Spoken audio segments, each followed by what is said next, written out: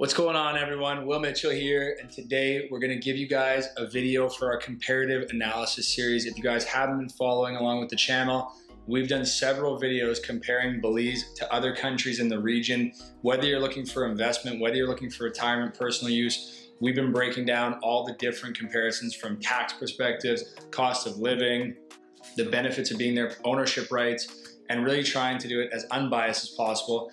As I'm sure many of you know, we're in Belize. We are a team that is based in Belize, so we are biased, but we try to keep these as unbiased as we possibly can. But you know that I'm out here in Belize, out on the boat, enjoying the beautiful area here, so I always have to say that in these videos.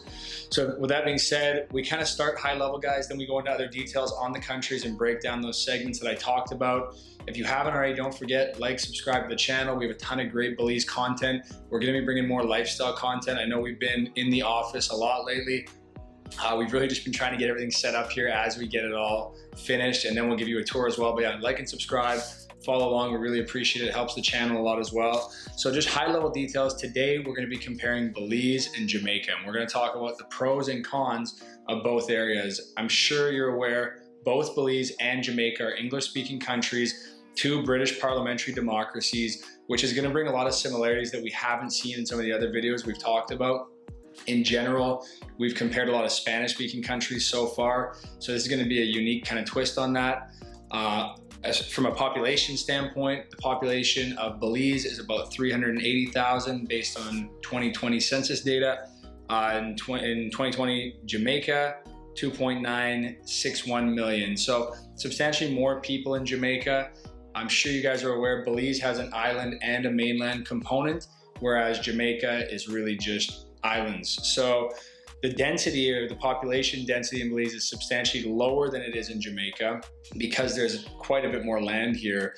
So for every kilometer squared, there's 17 people, versus in Jamaica, it's 273 people per kilometer squared. So very low population density in Belize. We're actually the fourth lowest density populated country in the Western Hemisphere, which is beautiful. When you're traveling around the mainland, driving around, even on the Keys and the islands, there's just not a ton of people here. It's a pretty small country from a population standpoint, which a lot of people really like.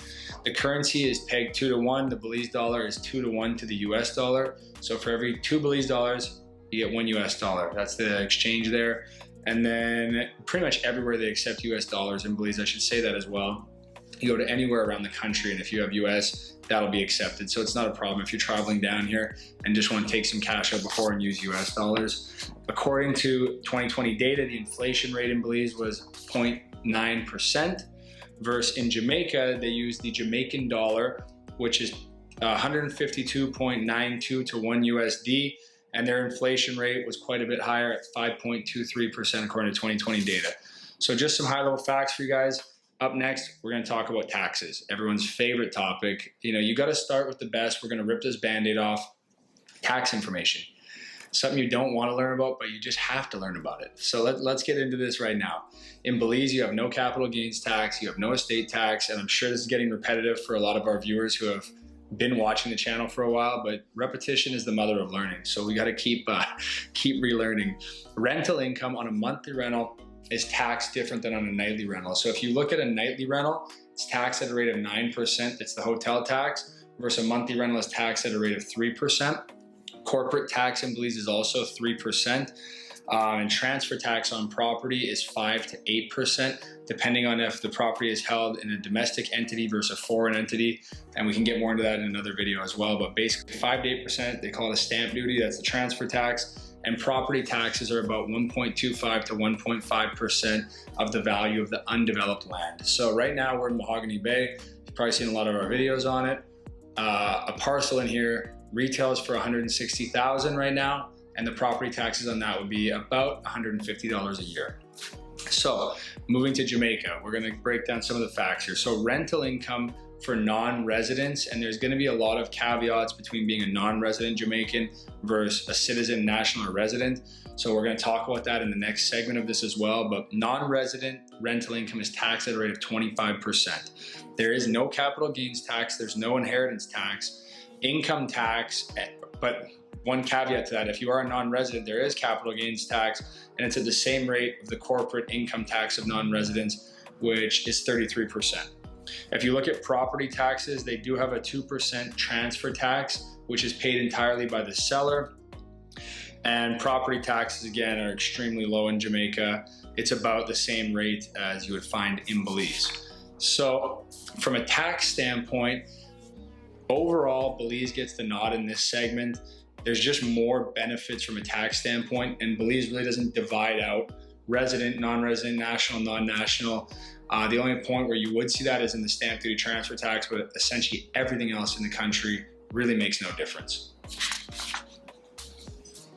Next up, guys, we're going to talk about ownership rights. So again, we're getting back into the Belize stuff here, which you've probably seen already, but in Belize, it's full foreign ownership, fee simple title. There's a few different ways you can hold a property in Belize, depending on where the property is being created from. If someone's doing a subdivision, generally they'll just mutate titles for that and you'll get your fee simple title.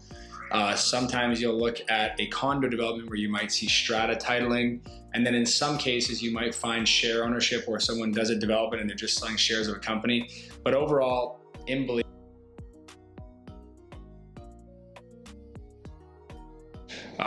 what else can I tell you guys? So Jamaica, same thing, full foreign ownership. You get a title with your property. So very similar there.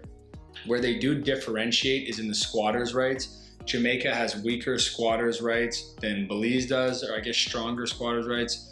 In Belize, it's really essentially no squatters' rights. So someone could be on your property and it won't give them a claim whether they're there for any number of years. Versus in Jamaica, if they've been there for 12 to 30 years, they could have a claim to your property. So from a property ownership rights standpoint, almost a wash. The only thing is in squatters' rights, which in many cases is not going to be a concern for people whatsoever. So next up, guys, let's talk about residency and going to the place. Can you stay there? What are the benefits? What can you do? What can't you do? These are all the questions you have to figure out if you're actually moving somewhere. From an investment standpoint, really, it doesn't affect you. But if you're going to be spending a significant amount of time in that location, you need to know, can you spend time there? What are the costs of spending time there? What are the different ways you can go about spending time there? So let's talk about it a little bit. In Belize, I'm sure you've seen our breakdowns before. When you enter the country and they stamp your passport, they're issuing you a 30-day tourist visa. So when you get that 30-day tourist visa, you can renew that in perpetuity. There's a fee of $200 a month. You do it if you're on the island here, right across from Tropic Air, above the Remax Island Real Estate Office there's the immigration office. You go in, pretty much tell them why you're spending extra time. Could be anything from, I like the beaches, to, I'm pursuing a life down here, whatever it may be. You let them know, you pay the $200 fee, they'll extend your passport for another 30 days. They do currently have a program where you can extend for multiple months if you have a valid reason, which many people do because traveling is a little trickier right now for some people if you're coming from Canada or other places like that. But basically you can extend for a longer period of time. So once you've been here for a year without leaving the country for any more than 14 days, you can then apply to be a permanent resident through that vessel. Generally get a lawyer to help do it, and the process is pretty smooth.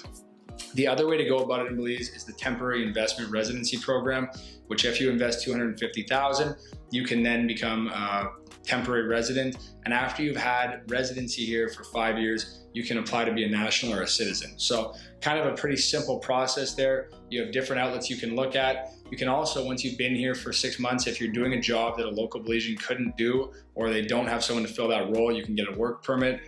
And what else can I tell you guys? It's very pro foreign investment. You can own a business here, not be a resident, not be a citizen, not have a work permit, and just own your business, which is completely possible as well. So a lot of different avenues you can pursue there when you're looking at Belize. So now let's talk about Jamaica. So there's a few ways to get residency in Jamaica. The first way is basically to gain a work permit and hold that work permit for 3 years. If you can hold the work permit for 3 years, after that you can apply to be a resident. Something that is important to note is that even if you do get residency there, you still need to hold a valid work permit from the Ministry of Labor to continue to work. The other way you can pursue it is via marriage. So a couple ways to become a resident there. There is some other avenues you can pursue, like being a student and getting a student visa. But overall, that's kind of the way it works in Jamaica. So a little bit trickier than in Belize from a residency standpoint. And on this one, again, I would give the nod to Belize. It is easier to find a pathway to residency, and the government here has done some pretty great things in order to actually incentivize people to come down and invest here. Like in our last video, we talked about the program that's going on next week, the summit, the investment summit for 2021. If you guys didn't see that video, go check it out. But main point, a lot of great things from a residency standpoint and a lot of great incentives there. Next up, we're talking about cost of living. So cost of living, let's break down in Jamaica versus Belize. What are the different price indexes? What are the different costs of being there? Overall, what you're gonna find in this case, the cost of living in Jamaica is cheaper. So in this category, nod goes to Jamaica. Basically, we have some cost estimates here. So according to Numbeo, a family of 4 estimated monthly cost is about $2,265 without rent. A single person estimated monthly cost is $629 without rent. Cost of living in Jamaica is on average 0.65% lower than in Belize. And rent in Jamaica is on average 29.94% higher than in Belize. Overall, you're gonna see some mixed stuff there about whether or not, Belize or Jamaica is more expensive. Based on all of our research, it seems Jamaica is cheaper than Belize. So again, nod to Jamaica from the cost of living standpoint. One thing to add to on the cost of living, when you're looking at goods in Belize, and I'm sure the same is true in Jamaica, because in many cases you're dealing with remote islands or islands that people have to import things to, it does bring costs up, and it is a great way for governments to generate revenue. So there are, in general, you'll see on imported goods, some duties when you're bringing those in. We bring a lot of stuff in with hide shipping, and in general, I'm paying duties on everything, obviously. So one thing to realize of why some stuff is more expensive is if you find stuff that's locally grown, because you do have a big agricultural industry here, you're gonna see some stuff like fruits, veggies, poultry, all that stuff is cheaper here.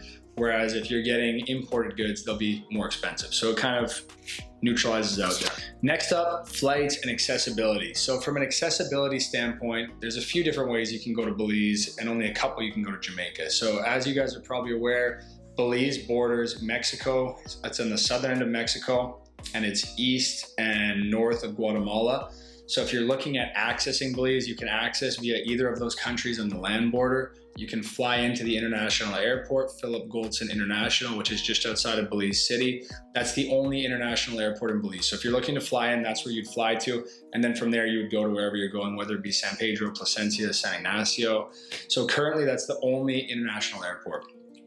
You can also take a cruise ship in, or boat in, or yacht. If you're really balling, then it's another way you can come in. But those are the 3 ways you can enter Belize.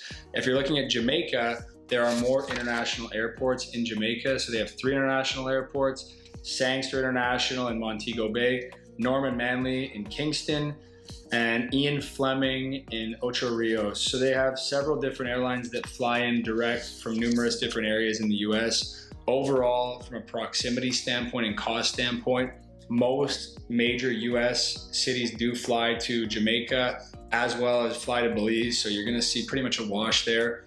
There are some airlines that do fly to Jamaica that don't fly to Belize. One example of that would be JetBlue. JetBlue added some flights before, and I think they're kind of re-adding back into Belize after the pandemic. But basically, it's very, very similar from a flight time standpoint, depending on what side of the US you're on.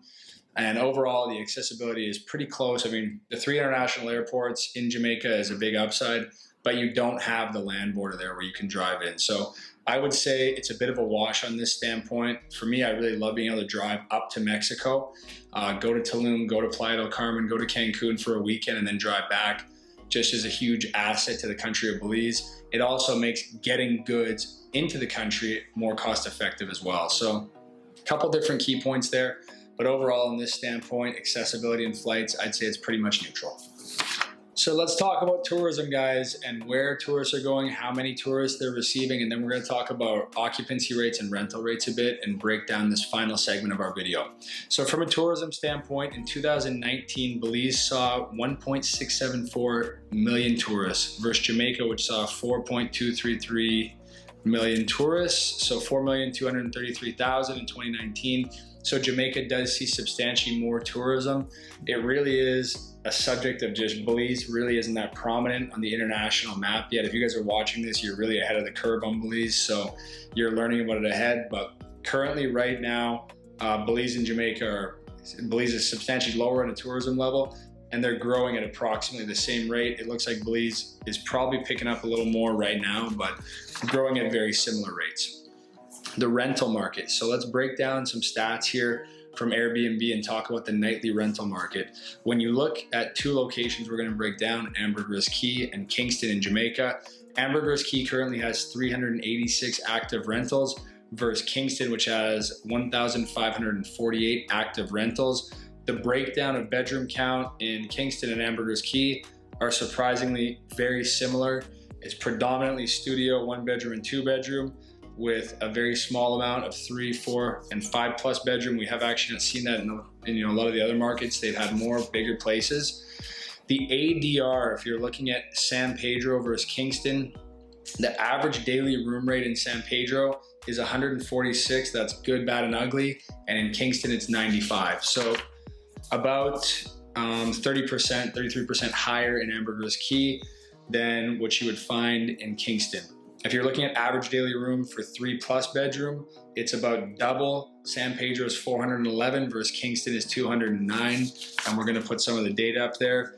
When you're looking at occupancy rates, Kingston does get the nod here. When you're taking the total overview of the market, the occupancy rate is higher in Kingston, but this does fluctuate. And a big factor right now for Belize has been only having predominantly American travelers coming in and not seeing the recovery from the Canadian traveler market or the European traveler market, which as COVID regulations hopefully begin to ease up in Canada, you'll see more travelers entering, which is a trend we're already starting to see. And it looks like when you take the data from the BTB and analyze where we're at, given the fact that almost all of the travelers right now are American, we're gonna have a very strong recovery over the next few months, especially going into our high season here. So room revenue.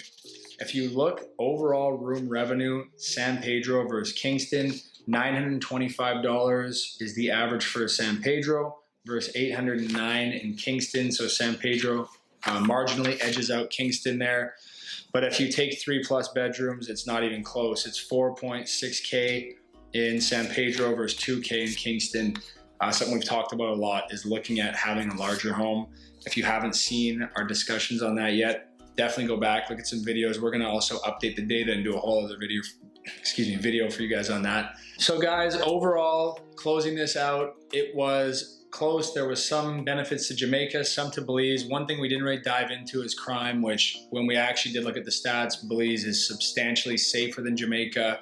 We might do some follow-up and revisit all the different categories we talked about and talk about safety. But basically from a tax standpoint, ownership right, residency, the rental market, Belize really edged out Jamaica.